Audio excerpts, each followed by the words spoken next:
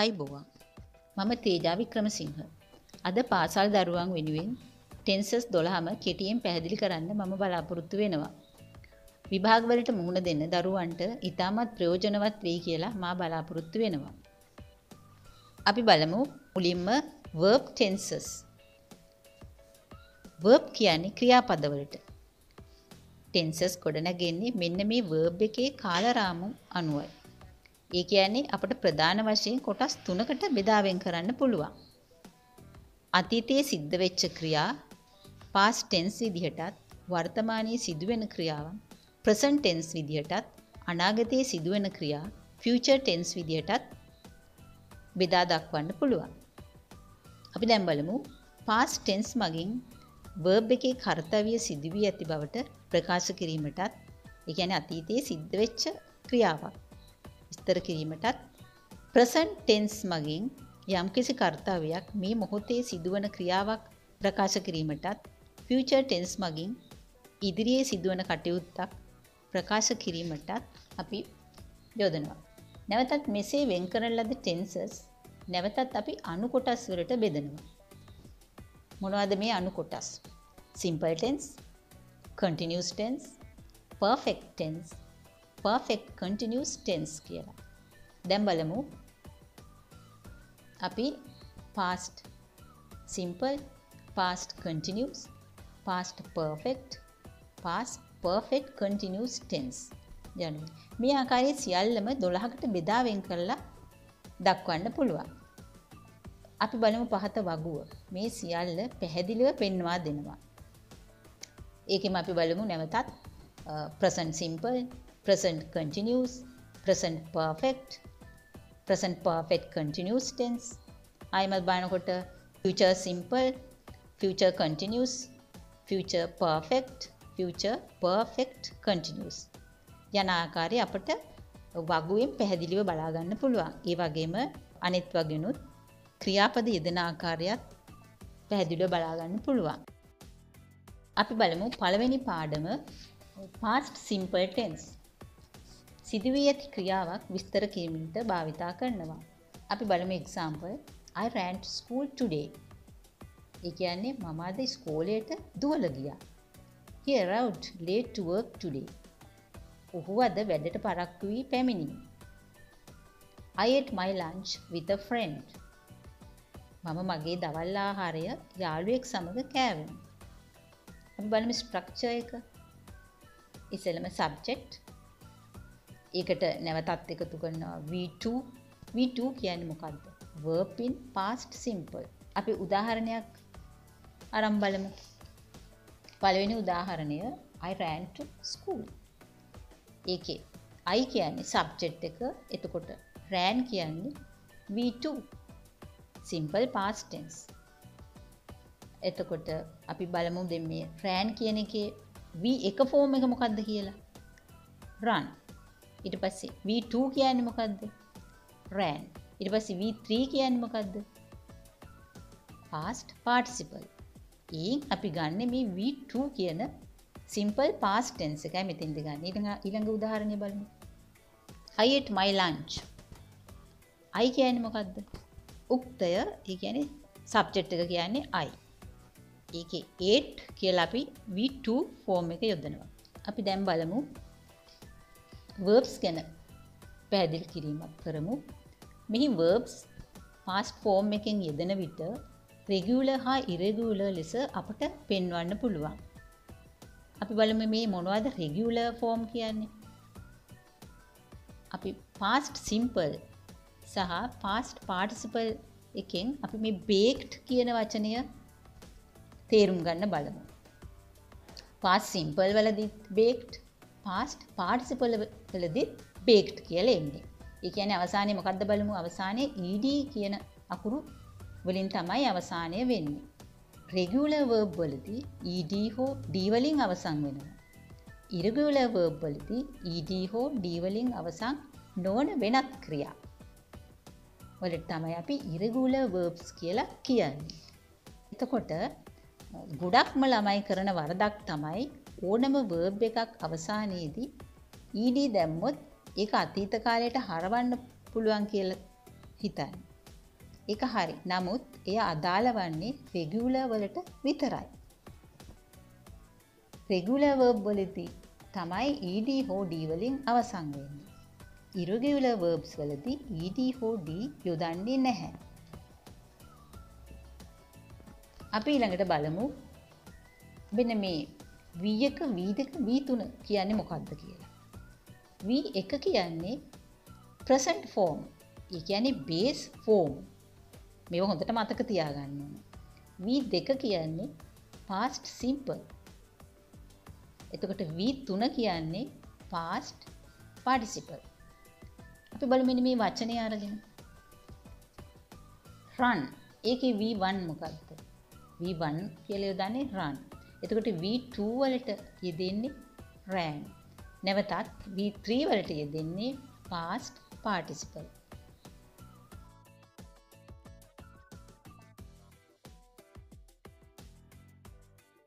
මේවා මෙන්න මේ වගුව දිහා බලනකොට අපිට හොඳට තේරුම් ගන්න පුළුවන්.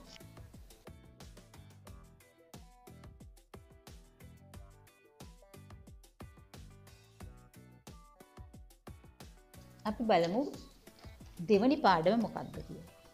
දෙවනි පාඩම තමයි past perfect tense. අතීතයේ සිද්ධ වෙච්ච ක්‍රියාවකට කලින් සම්පූර්ණ කරන ලද වෙනත් අතීත ක්‍රියාවක් විස්තර කිරීමට මේ tense එක යොදා ගන්නවා. Example, they had visited the zoo. ඔවුන් සත්තු වත්තට ගිහිල්ලා තිබුණා. When we got home last night, we found that somebody had broken into the flat. මොකක්ද ඒකේ තේරුම? අපි රෑ ගෙදර යන විට යම්කිසි පුද්ගලයෙක් ෆ්ලැට් එක කඩාගෙන ඇතුළට ඇවිල්ලා තිබුණා. ඊළඟ උදාහරණය බලමු. The man sitting next to me in the plane was very nervous. He had not flown before. මොකක්ද ඒකේ තේරුම?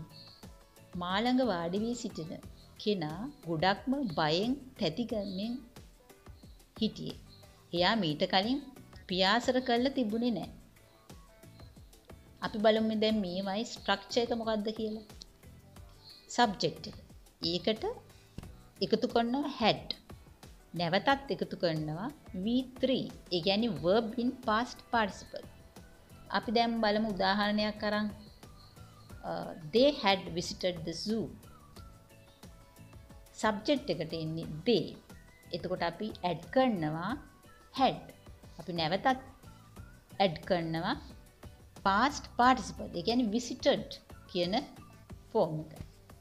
They had visited the zoo. මෙහිදී verb එක past participle වලින් යෙදෙන බවට අපි මතක තබා ගන්න ඕන. මෙහිදී past perfect යෙදෙන තැන had ලෙස verb එකට මුලින් යොදනවා. අපි ඊළඟට තුන්වෙනි පාඩම බලමු. past continuous tense. සිදුවමින් පැවතුන පෙර ක්‍රියාවක් විස්තර කිරීමට මේ tense එක යොදා ගන්නවා. එම ක්‍රියාවට යම් බාධාවක් සිදුවිය ඇති බවට හෝ ඒ ක්‍රියාව සමගම වෙනත් ක්‍රියාවක් සිදුවී ඇති බවටද මෙම tense එක මගින් හඟවන්න පුළුවන්. Example, I was working all day to finish my homework. දෙවැනි එක, she was walking to class when her teacher called her. 3. The husband was reading a book and the wife was sitting beside him. බලමු මේකේ මොකක්ද structure එක කියලා. ඉස්සෙල්ලා subject එක ඒකට was හරි were හරි යොදනවා. ඊට පස්සේ V1. V1 කියන්නේ මොකද? verb in base form. නැවතත් අපි ing එකතු කරනවා. අපි බලමු උදාහරණ. I was working all day to finish my homework. මම මුළු දවසේම වැඩ කරමිනුයි සිටියේ. මගේ ගෙදර වැඩ ඉවර කරගන්න. ඒකේ සබ්ජෙක්ට් එක මොකද්ද? I. එතකොට අපි ඒක එකතු කරා was. අපි නැවතත් එකතු කරනවා V1. V1 කියන්නේ මොකද්ද? verb in base form. working එකේ base form එක work.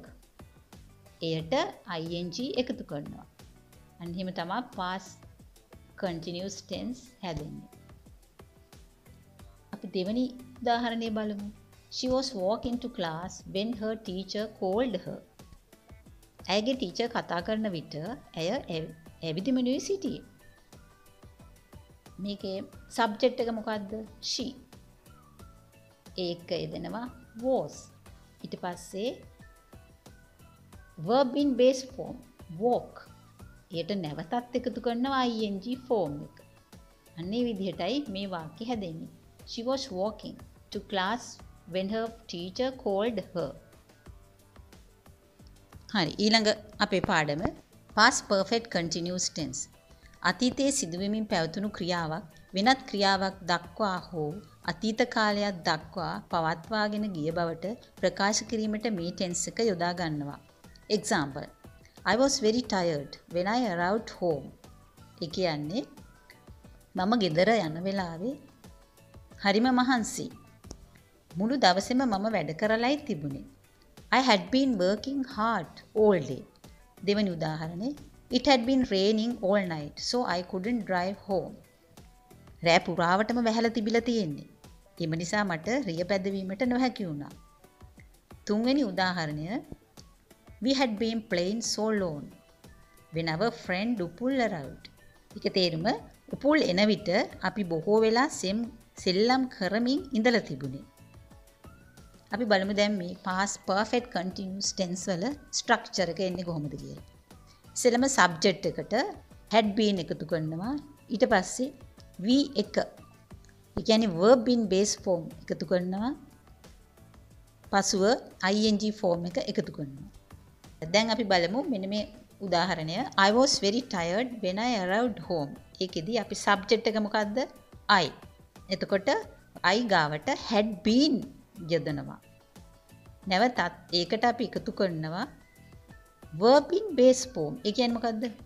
work. අපි නැවතත් ඒකට එකතු කරනවා ing form එක. දැන් ඊට පස්සේ I had been working hard all day.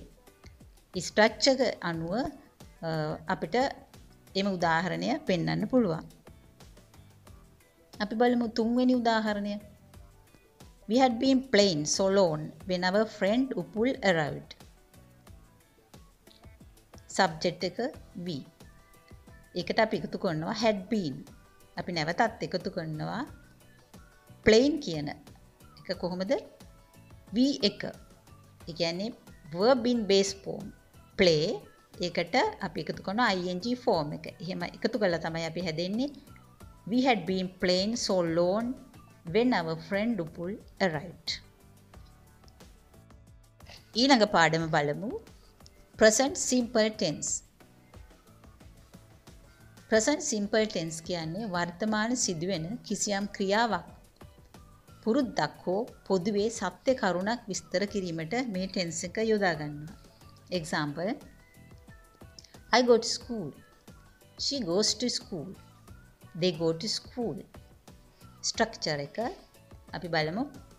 Subject එක ඒකට V1. ඒ කියන්නේ verb in base form එකතු කරනවා. අපි බලමු පළවෙනි වාක්‍යයේ subject එක මොකද්ද කියලා. I. ඒකට අපි එකතු කරලා තියෙන්නේ V1 form එක. ඒ කියන්නේ I go to school. දෙවෙනි එක she goes to school. she subject එක එනවා. එතකොට go ඒකට අපි goes කියලා දාලා තියෙනවා. අපි බලමු දැන් මෙතන අපි ගොඩක් කරුණු බලන්න ඕන. මෙහිදී verb එක present form එකෙන් යොදනවා. ඒක හොඳට මතක තබා ගන්න ඕන. වගේම I, you, we, they එක යෙදෙන්නේ මෙන්න මේ වගේ ක්‍රියාපද. walk, visit, work, go.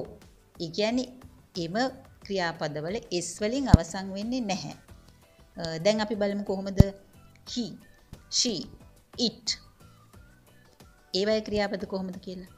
walks, visits, works, goes. දැන් මේවයි අපි s වලින් අවසන් වෙනවනේ.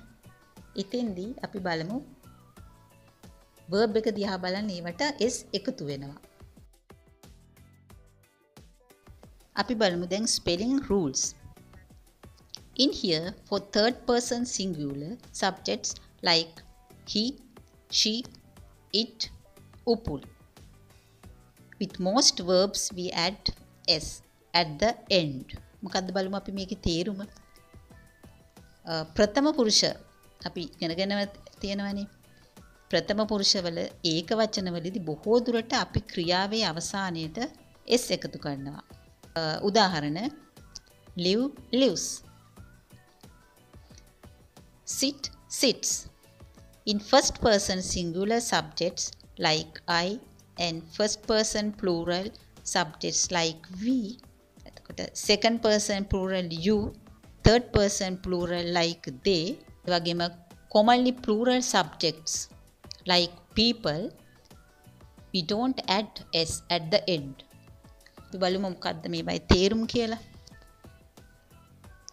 In first person singular subjects like I and first person plural. කියන්නේ අපි මේ කතා කරනකොට උත්තම පුරුෂ ඒක වචනවලදීත් උත්තම පුරුෂ බහුවචනයේත් මධ්‍යම පුරුෂ ඒක වචනයේත් ප්‍රථම පුරුෂ බහුවචනයේත් ඒ වගේම පොදුවේ බහුවචන වලටත් මේ සියල්ලටම අපි s එකතු කරන්නේ නැහැ. ඒක තමයි මේකේ තේරුම. When the verb has a vowel before the letter y, you add the letter s. කියන්නේ මොකද්ද? When the verb has a vowel. vowel කියන්නේ මොනවද? a, e, i, o, u. y එකට කලින් vowel එකක් තිබේ නම් අපි s එකතු කරනවා. අපි උදාහරණ වලට බලමු මොකද්ද කියලා. දැන් අපි බලමු pray. pray කියන්නේ අපි යාඥා කරනවා. මේකේ y වලට කලින් vowel එකක් එන්නේ. ඒ කියන්නේ මොකද්ද? දැන් vowel එකට අපි කිව්වා අකුරු පහක් තියෙනවා. ඒ මොනවද? a, e, i, o, u. එතකොට මේ y වලට කලින් a කියන්නේ vowel එකක්. ඒක නිසා අපි s එකතු කරනවා. ඒ වගේම lay, lace. ඒ කියන්නේ y වලට කලින් a තියෙනවා. ඒක නිසා අපි lace කියලා s එකතු කරනවා. And when the word has a consonant before the letter y, you remove the y and replace it with ies. අපි බලමු මොකද්ද මේකේ තේරුම. ඒ කියන්නේ consonant. consonant කියන්නේ මොකද්ද? දැන් අපි ඉස්සෙල්ලාම ඉගෙන ගත්තා a, e, i, o, u කියලා vowel. ඒ හැරුණකොට ඉතිරි වචන වලට අපි කියන්නේ consonant කියලා. මෙන්න මේ consonant එකකදී letter y, you remove the y and replace it with ies. බලමු. දැන් අපි මේකෙදී fly. y එකට කලින් consonant එක. මේක vowel එකක් නෙමෙයිනේ. එතකොට අපි y කපලා ies එකතු කරනවා. අන්න ඒක තමයි සරලම භාෂාවෙන් කිව්වොත් ඒක. ඊට පස්සේ අපි බලමු try. try. දැන් y කපලා අපි ies එකතු කරනවා. ඒ හේතුව y එකට කලින් vowel එකක් නෙමෙයි. එතන තියෙන්නේ consonant එක. ඒක නිසා අපි ies එකතු කරනවා. ඊළඟ එක බලමු. ඊළඟ නීතිය. When the verb ends with. මෙන්න මේ වචන වලින් අවසන් වෙනව නම් අපිට we add es to the end of it. බලමු මොනවද වචන කියලා. o, ch, sh, x, s, double s මේවා ආවහම අපි es තමයි එකතු කරන්නේ. අපි උදාහරණ බලමු. go. go කිව්වහම o වලින් අවසන් වෙන නිසා අපි ඒකට es යොදනවා. ඊට පස්සේ catch. අපි කියවනේ ch වලින් අවසන් වෙනකොට es යොදනවා කියලා. ඒක නිසා තමයි catches කියලා යොදන්නේ. යම් ක්‍රියාවක් ඉහත අකුරු සමග අවසන් වෙනව නම් අපි එකතු කරන්නේ es. අපි ඊළඟට බලමු present perfect tense. එක් ක්‍රියාවක් මීට පෙරද එක් වරක් හෝ ඊට වැඩි වාර ගණනකදී සිදුව ඇති බවට විස්තර කිරීමට මේ tense එක යොදා ගන්නවා. example, I have gone to school every day. මම ඉස්කෝලේට ගිහිල්ලා තියෙනවා. ඒ කියන්නේ සම්පූර්ණ වෙච්ච ක්‍රියාවක්. She has gone to school every day. ඇය ඉස්කෝලේට ගිහිල්ලා තියෙනවා. They have gone to school every day. ඔහු පාසලට ගිහිල්ලා තියෙනවා. අපි බලමු මේක දැන් මේකේ ස්ට්‍රක්චර් එක මොකක්ද කියලා. subject. ඒකත් එක්ක අපි එකතු කරනවා has හරි have හරි. නැවතත් ඒකට අපි එකතු කරනවා V3. V3 කියන්නේ මොකද්ද? verb in past participle. Subject එකට has හරි have දානවා. ඒකට අපි past participle යොදනවා. අපි උදාහරණ බලමු ඉස්සෙල්ලා. I have gone to school every day. Subject එක මොකද්ද? I. එතකොට have යෙදෙනවා. I සමග have යෙදෙනවා. එතකොට gone ඒ කියන්නේ අපි V3. V3 කියන්නේ මොකද්ද? verb in past participle. ඒ ආකාරයට තමයි අපි ඒ ස්ට්‍රක්චර් එක අනුව ඒ වාක්‍ය හැදෙන්නේ. මෙහිදී verb එක past participle එකෙන් යෙදෙන බවට අපි අවබෝධ කරගන්න ඕන. important. I, we, you, they එක have යෙදෙන්නේ. එතකොට she, he, it එක has යෙදෙන්නේ. අපි ඊළඟ පාඩම බලමු present continuous tense. දැනට සිදුවෙමින් පවතින ක්‍රියාවක් විස්තර කිරීමට මේ tense එක යොදා ගන්නවා. example. I am going to school. She is going to school. They are going to school. බලමු මේ structure එක. subject ඒකට අපි am හරි is හරි are හරි ඒකට එකතු කරනවා V1. V1 කියන්නේ මොකද්ද? verb in base form. නැවතත් එකතු කරනවා ing form එක. මෙහිදී verb එක ing form එකෙන් යෙදෙන බවට අපි මතක තබා ගන්න ඕන. important. මෙහිදී අපි am, is, are යෙදෙන ආකාරය බලමු. I එක්ක පමණයි am යෙදෙන්නේ. එතකොට she, he, it එක්ක is යෙදෙනවා. එතකොට we, you, they එක්ක are යෙදෙනවා. present perfect continuous tense. අපි ඒ ගැන බලමු. අතීතයේ පටන්ගෙන මේ මොහොතේ දක්වාම දිගටම පැවැත්වෙන අත්දැකීමක් හෝ ක්‍රියාවක් විස්තර කිරීමට මේ tense එක යොදා ගන්නවා. example. I have been waiting in the bus halt for 2 hours now. මේ bus halt එකේ පැය 2ක් තිස්සේ ඉන්නවා. මේ මොහොත දක්වා. මේ මොහොත දක්වා කියන එක හරිම වැදගත් මෙතෙන්දී. මොකද අතීතයේ පටන්ගෙන මේ මොහොත දක්වාම දිගටම පැවැත්වෙන ක්‍රියාවක්. ඊළඟට අපි බලමු දෙවෙනි උදාහරණේ. She has been living here since Tuesday. එය අඟහරුවාදා ඉඳලා මෙහි ජීවත් වෙලා ඉන්නවා. ඊළඟ උදාහරණ බලමු. They have been singing for the band since 1990. ඔහුන් 1990 ඉඳලා සංගීත කණ්ඩායමේ ගායනයේ යෙදිලා ඉන්නවා. මේ අද දක්වා. ඒක තමයි important. කියන්නේ අද දක්වා සිදුවෙමින් පවතින ක්‍රියාවක්. ස්ට්‍රක්චර් එක අපි බලමු.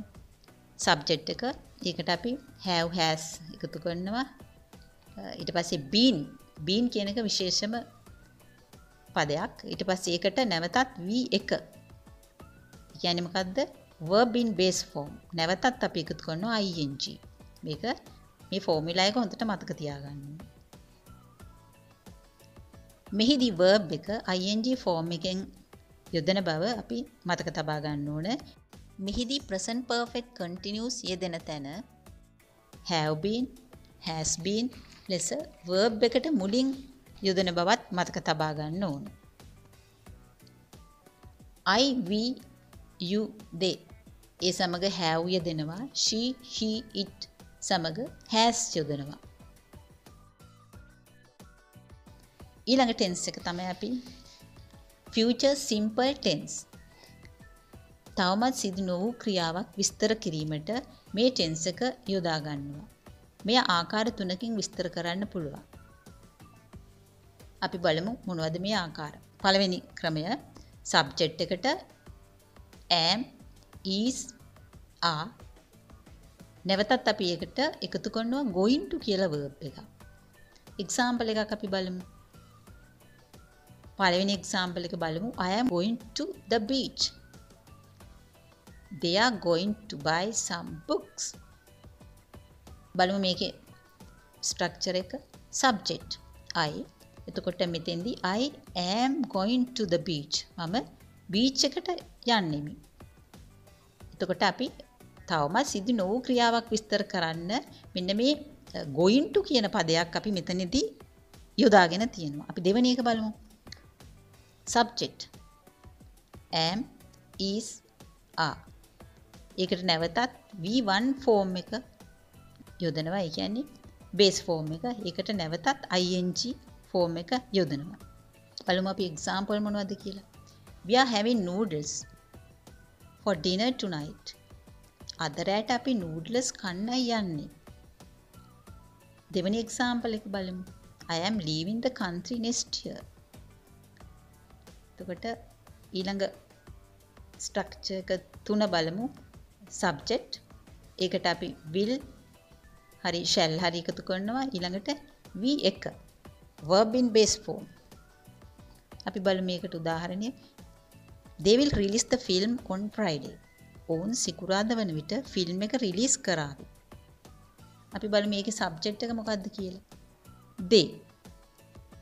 ඊට පස්සේ අපි එකතු කරනවා will. ඊට පස්සේ release. release කියන්නේ V1 form එක. ඒ කියන්නේ base form එක. They will release. I shall ask him to help for my party tomorrow. මම ඔහුට කියන්නම් හෙට මාගේ පාටි එකට උදව් කරන්න කියා. කියන්නම්. බලමු අපි. I shall ask him to help me for my party tomorrow. I කියන්නේ subject එක. එතෙන්දී අපි shall භාවිතා කරා. ඊට පස්සේ නැවතත් V1 form එක. ඒ කියන්නේ ask. I shall ask him to help me for my party tomorrow.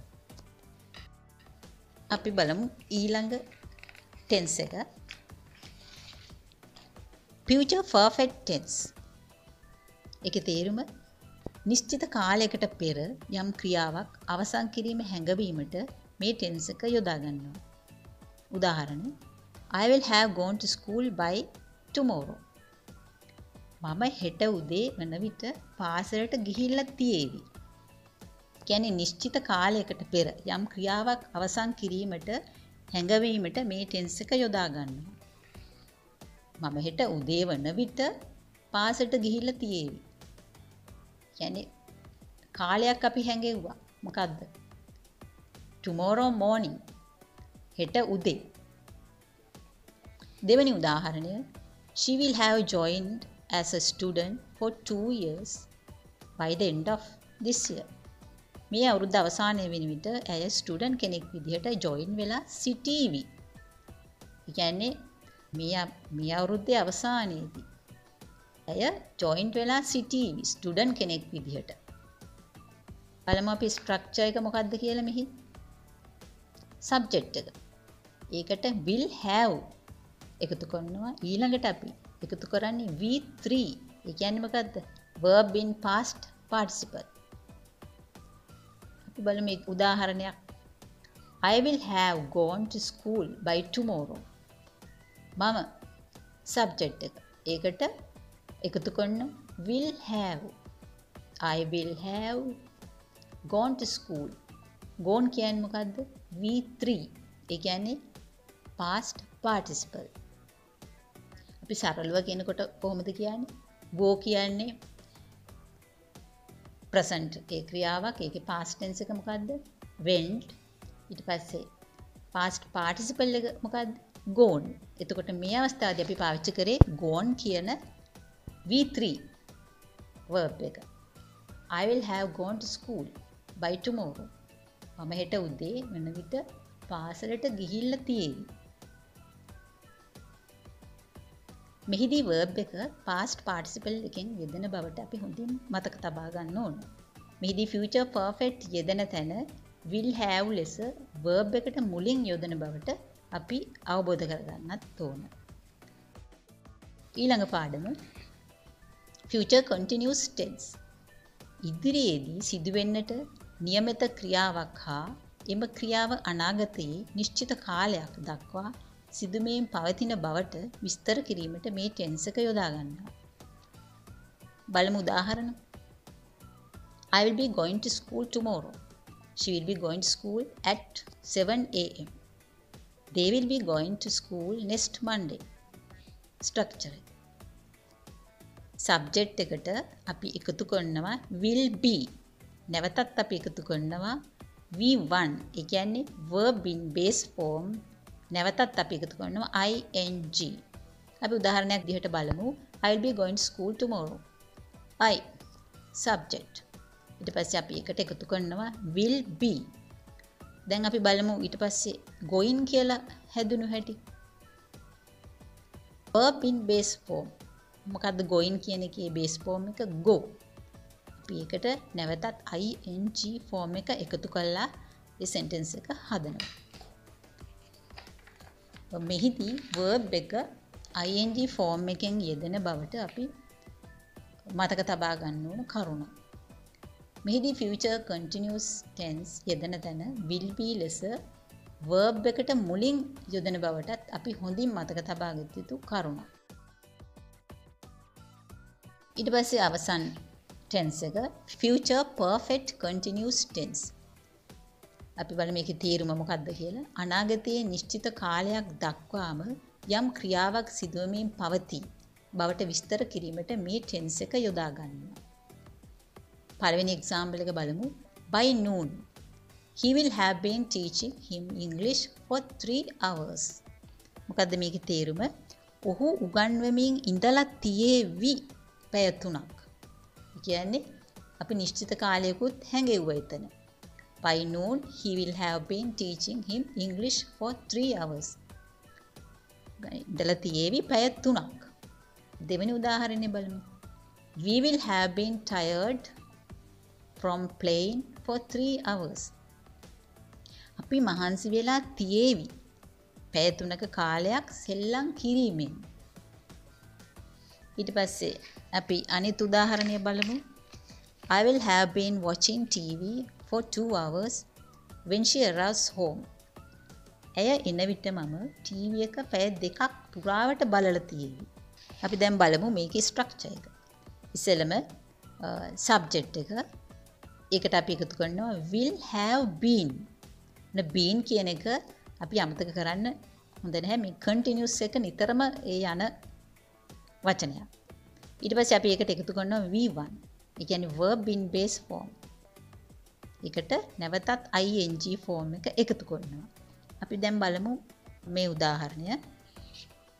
පළවෙනි උදාහරණය බලමු.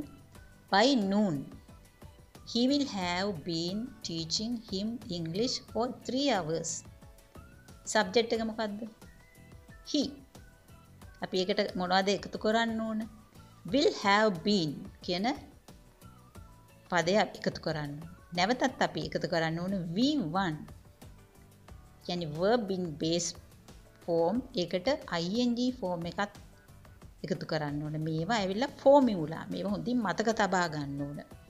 එතකොට by noon he will have been teaching him English for 3 hours.